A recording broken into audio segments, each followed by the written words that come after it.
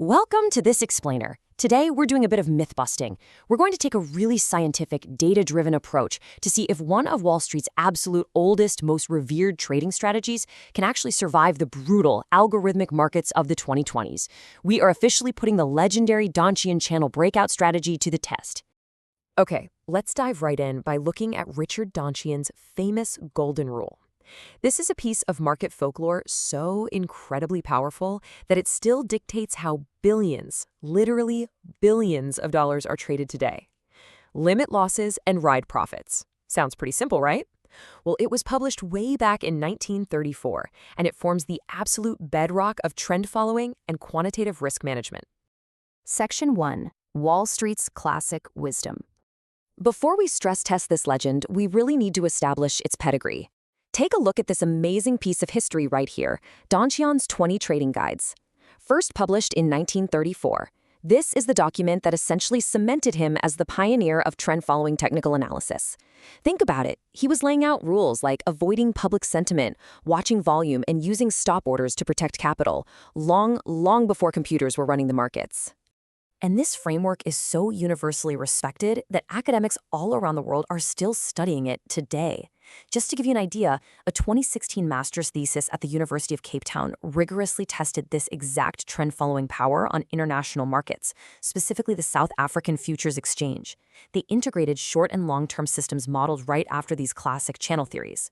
So, this isn't just some localized US-centric phenomenon, it's practically a global trading language. Section 2. Unpacking the Donchian channel. Now, what is absolutely fascinating about this strategy is the sheer simplicity of it all. It requires zero complex math, no heavy algorithms, no crazy predictive models. The classic mechanics are defined simply as 40 in, 20 out.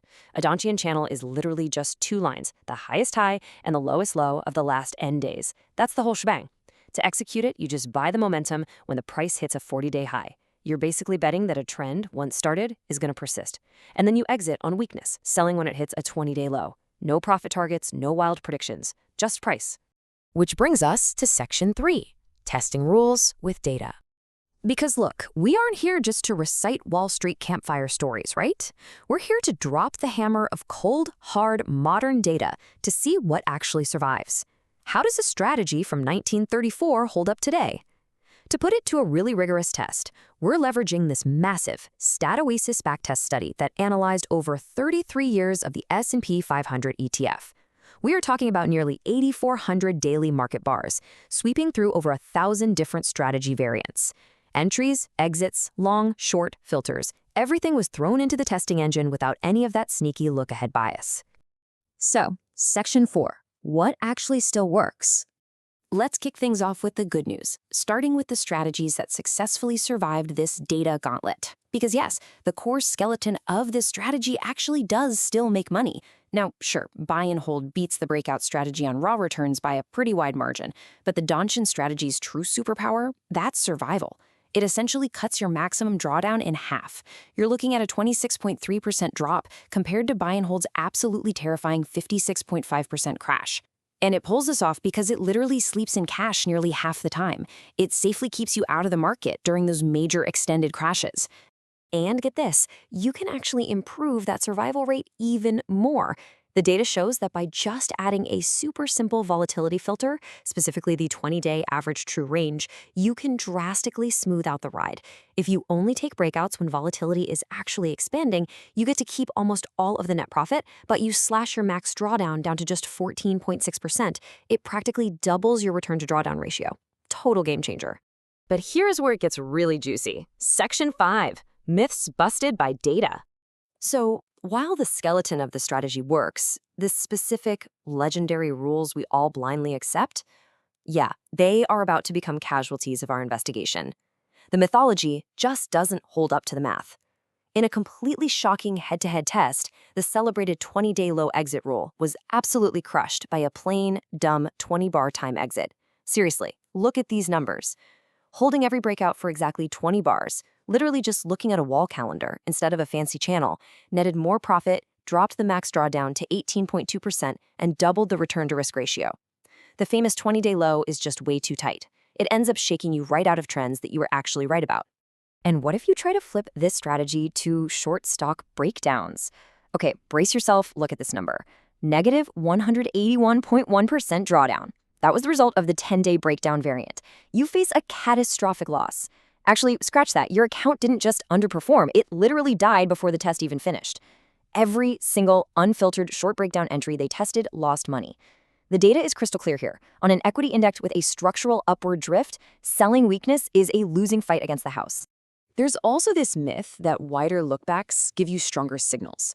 Well, on the S&P 500, the data says the exact opposite. A 20-day entry beat the 150-day entry's annual return 3 times over, 3.76% compared to just 1.24. Why does that happen? Because on an upward drifting index, nearly 75% of 40-day highs are already 200-day highs. So waiting for a 150-day high is basically like arriving late to a party that's been raging for months. The best stuff is already gone. Finally, we have to talk about how this strategy's edge is decaying, and decaying fast. Look at how this has aged over time. What paid a really healthy 0.851% profit over the next 20 days back in the 1990s has been almost entirely arbitraged away over the decades. In the 2020s, it pays a microscopic 0.016%. It's been reduced to mere statistical noise. The momentum persistence is still real, but the size of the follow-through on this specific index, it's practically gone. So let's wrap this all up. Section 6, your practical takeaways. We've seen the sky-high expectations, and we've seen the harsh realities. If you take away absolutely anything from this explainer, write down these 5 evidence-based rules for the S&P 500. First, trade long only. The short side is a total graveyard. Second, ditch the legendary tight channel. Use a time-based exit or a much wider channel to let your trades breathe. Third, shorter entry lookbacks actually beat the long ones. Fourth, use an ATR volatility filter to manage those drawdowns and keep your capital safe. And finally, treat this as a portfolio diversifier designed to limit your pain during crashes, not as some lottery ticket to get rich quick. Ultimately, this whole deep dive really forces us to check our biases at the door. It proves that just because a rule is universally respected doesn't mean it's actually optimal. Which leaves you with one massive, glaring question to ponder. If the legendary Donchian exit was beaten by a literal wall calendar, what other outdated trading myths are actively draining your portfolio right now? Thanks so much for joining us for this explainer. Keep questioning the data and stay curious.